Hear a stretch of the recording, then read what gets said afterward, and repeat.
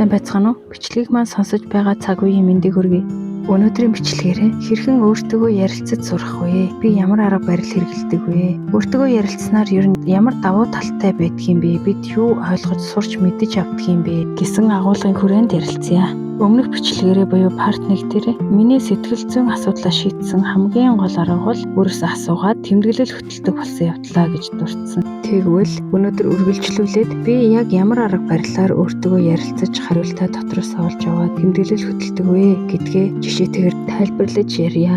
Би өнгөрсөн хугацаанд энэхүү өөртөөгөө ажиллаж явах явцдаа ингээд ямар зүйлүүдийг шийдвэрлэж өөртөө эерэг болгож хадгалж авсан бэ гэд ажиллаж исэн зүйлүүдээ эргээд бодоод үзэхээр нэг хоёр ангилж болохоор санагдчихэв. Эхний бүлэг асуудал нь бол миний хүүхэд наснаас улбаатайгаар сэтгэл зүйд маань үүссэн итгэл үнэмшил өөрийнхөө тухай сөрөг бодол мэдрэмжүүдийг засахын тулд ажиллаж исэн зүйлүүд. Нэг үгээр хэлбэл өнгөрсөн цаг хугацаанд надад үүссэн сэтгэлийн зовир шархуудаа эдгээх зорилгоор өөртөөгөө ажиллаж исэн байна. Энэ өнгөрсөнтэй холбоотой шархууд бол ихэнх хувь нь хүмүүст гомдсон гомдол байдаг. Эсвэл өөрийгөө хэтэрхий хатуугаар шүүмжилж ялалсан бодол мэдрэмжүүд байдаг. Хоёр дахь бүлэг асуудал нь яг өнөө цагт надад тохиолдод байгаа хэцүү зүйлийг би яаж эргээр хүлээж авч өөртөө ямар сөрөг сэтгэл хөдлөлгүй, сөрөг мэдрэмжгүйгээр эерэг сайхан болгон хадгалж авах вэ гэсэн эрэл хайгуул хийж өөрөөсөө гаргалгаа шийдлээ олж авдаг. Ийм хоёр зүйл дээр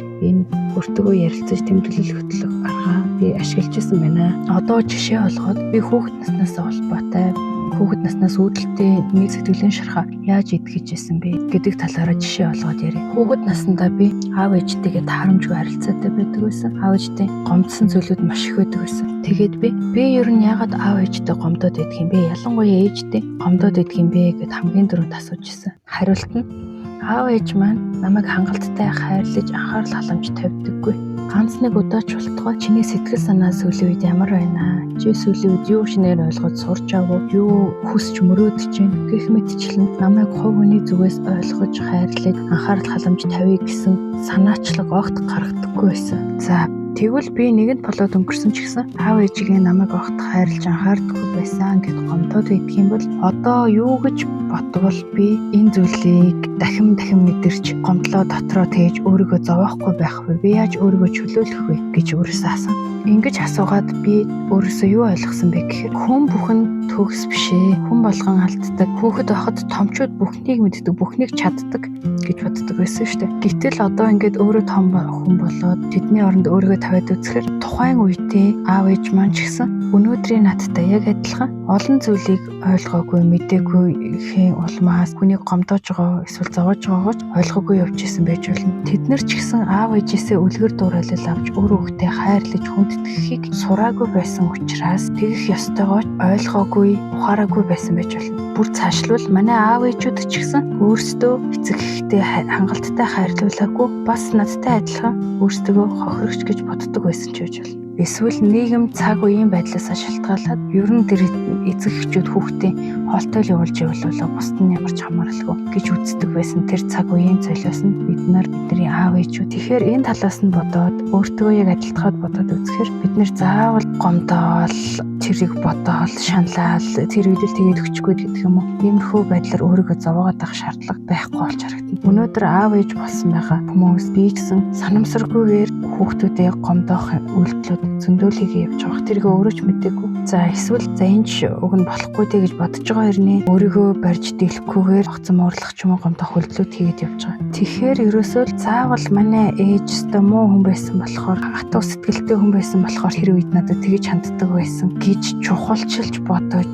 гомдох нь ерөөсөө л цэвэр өөрийгөө л зовоож байгаа хэрэгээ. Тэр бол ерөөсөө санамсаргүйгээр ч юм уу болж үлдэгдсэн. Өнөөдөр та ямар үйлдэлүүд хийдэг вүлээ? Яг тэрнтэй чинь л адилхан хүний мөн чанарын үүднээс, хүний ойлгож ухаараагүй үүднээс хийсэн тийм л үйлдэлүүд байгаа гэдгийг ойлгосон. Төрсөн цагаасаа эхлээд хүүхэд байхдаа гэр бүлээсээ харж үлгэр дуурайлал авч өсөөгүй зүйлээ амьдрал дээр өөрөө бие дагаад амьдраад гэр бүл цохиогоод ирэхээрээ шинээр ойлгож харах ийм зүйлүүд амьдрал дээр маш их гарч ирдэг юм байна. Тэгэхээр аав ээжүүд маань тэр арай ойлгож ухаарч амжаагүй байсан үедээ хийсэн үйлдэлүүдийг нь би заавал өнөөдөр бодож шанал буруутгаж зөхөх ямар ч шаардлагагүй гэдгийг ойлгосон. Ингэж гэж боддог болсон учраас би эрт бурхан болсон ээжийнхээ тухай сөргөөр бодож гомдохоо болоод намайг Тэнгэрээс эвэгээ дахиндаа өргөлж туслаад явж идэгт баярлалаа. Намайг эрүүл сарвал сайхан хүн болгож төрүүлж өсгсөнд баярлалаа гэж үнэн сэтгэлээсээ талархаж чаддаг болсон. Яг энэ шигэ би өмнө нь хүмүүст гомдсон байсан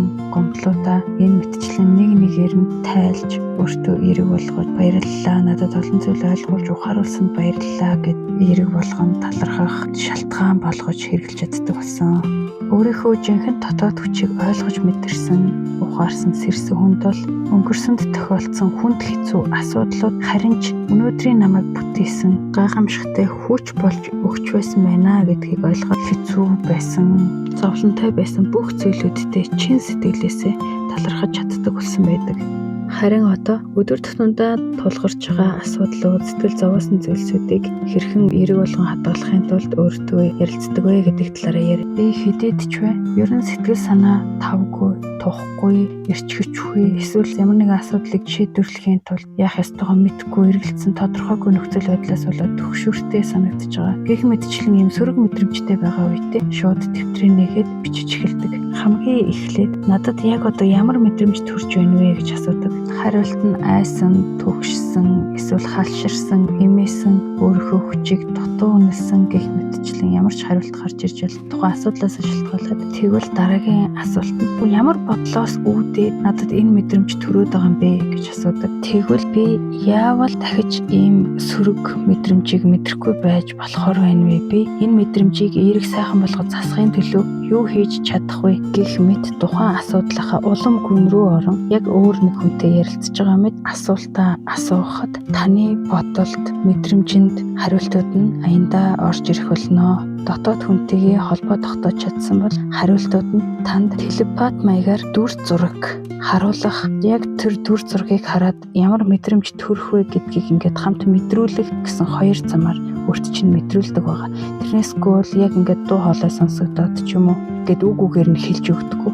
Тэр харагдсан дүр зураг тэр мэдрэмжийг өөрөө онсон үгээр илэрхийлэх тийм шаардлага үүсдэг. Инээрийг ярьдаг тийм харьцангуй гэгэрсэн хүмүүсийн яриа лекцийг сонсож байхад хэлэх гээд байгаа, ойлгуулах гээд байгаа санаагаа амьдралд маш ойрхон тийм жишээгээр дүйцүүлж тайлбарлах тохиолдол маш их анзаарэгддэг. Тэр нь угаасаа л анханасаа тэр хүнд тэр мэдээлэл нь яг тэр дүр зургаар, яг тэр хэлээд байгаа үйл явдлаар нь өөрт нь харагдсан учраас тэрийг шууд дамжуулж идэг. Хариултуудаа бичиж явах явцад аяндаа зүрхэн хүрдний хавцаа яг цэжний голоос ингээд маш баярлсан, догдолсон тийм мэдрэмж төрж яг энэ л зөв, би яг зөв юм хийж гин гэсэн нэг тийм цаанаасаа мэдрэмж төрсөн, баяр жаргалын тийм хөнгөн дотроос ямар нэгэн зүйлийг аваад ингээд чөлөөлж байгаа юм шиг ийм мэдрэмж төрж танаас ингээд хариултууд ч урсан гарч ивэл та яг зөв замаар өөртөө харилцаж байна гэж ойлгож болно. Илүү их бичиж, илүү их дотоодтойгоо холбоо тогтоох тусам мэдрэмжүүд нь улам сайжирч идэг. Жишээлбэл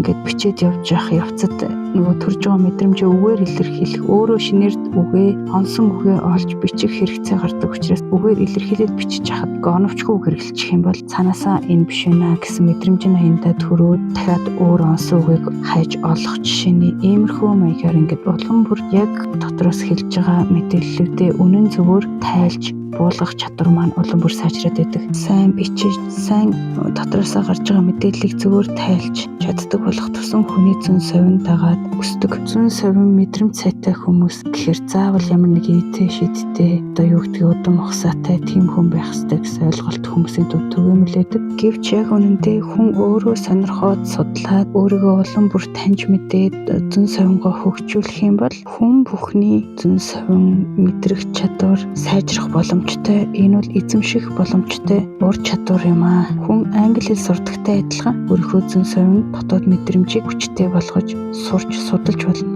Ер нь өөртөө тулгарч байгаа сэтгэл зүйн асуудлууд, сэтгэл гутралыг энэхэн удаадаа төр өвчин намдах юм уугаад төр намдаадаг шиг биш. ор үндсээр нь үгүй хийж ерөөсөө өөрийгөө амьдралаа харах өнцгөө оронгоор нь өөрчилж энэ матриксаас гарч сэтгэя гэж хүн үнэхээр зорж тэмүүлж байвал ухамсарын сэргэлтийн тухай, сүнсний сэргэлтийн тухай, энерги эрчмийн тухай мэдээллүүдийг хайгаад судлаад үзэх хэрэгтэй. Ер нь хүний ухамсарын сэргэлт өөрийн гэсэн цаг хугацаатай. Хэрвээ цаг нь ойртсон бол танд энэ төрлийн сүнсний тухай, ухамсарын тухай мэдээллүүд маш сонирхолтой санагдаж дахиад өшөө ихийг сурмаар, судалмаар санагдаж татагдаж байдаг. Тэр чинээгээрээ энэ тэндээс авсан мэдээллүүдийнхээ тусламжтайгаар тохироо бүрдсэн үед ухамсарын сэргэлтийн анхны оч харваж ингээд бүх зүйлийг өөрөөр харах, энэ амьдралын жинхэнэ цаад утга учирыг ойлгож мэдрэх, талархах тэр ухаантайгаа холбогддог юм аа.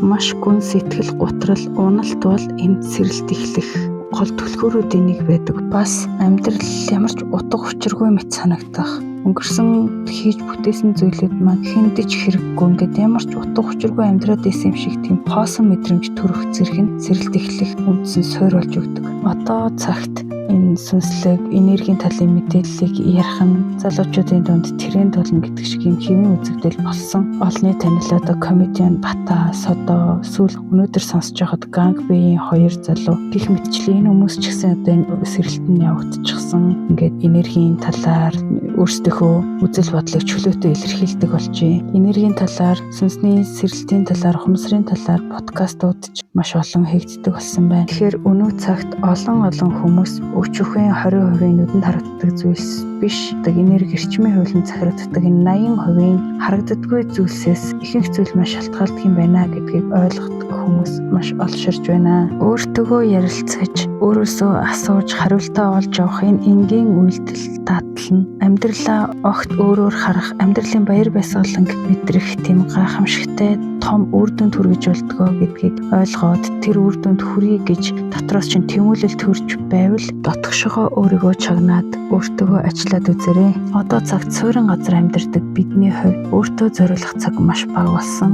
Оюун ухаан маань үргэлж завгүй явдаг болсон. Зүгээр сул чөлөөтэй орон зай үүсээд аливаа зүйлийг эргэцүүлэх тийм цаг хугацаа бидэнд олтгоо болсон. Энэ их бүжгэнсэн, яарсан, завгүй амьдралын хэмнэл донд эхлээд орлогынхоо тодорхой хувийг хадгаламжиндаа хийчгээд үлдснээр нь хүргээд санхүүгээ зохицуулаа гэдэг шиг бид сэтгэлийн амар амгалан байлгыг тайвшрыг, амьдралын стресс, гомдлуудаас өөрийгөө чөлөөлөе гэх юм бол өөртөө зориулах тэр цаг хугацааг эхлээд заавал гаргадаг байх шаардлагатай болно. Өмнөх бичлэг дээр хэлсэнчлэн бидний дотор хязгааргүй их хүч, боломж, нөөц бий. Өөрийнхөө дотоод хүчинд итгээд өөртөө ярилцаад зөвхөн зовлон шаналлал, сэтгэл готрлоо даваа зогсохгүй үлдсэн бүхэл амьдралаа баяр жаргалтай, сайн сайхнаар харах, ямар ч зовлон гэж байдгүй юм байна гэдгийг мөн сэтгэлээсээ ойлгож асуудал бэрхшээл огт бууж өгдөггүй. Эерэг эрч хүчтэй болох тэр ухаантайгаа та бүхэн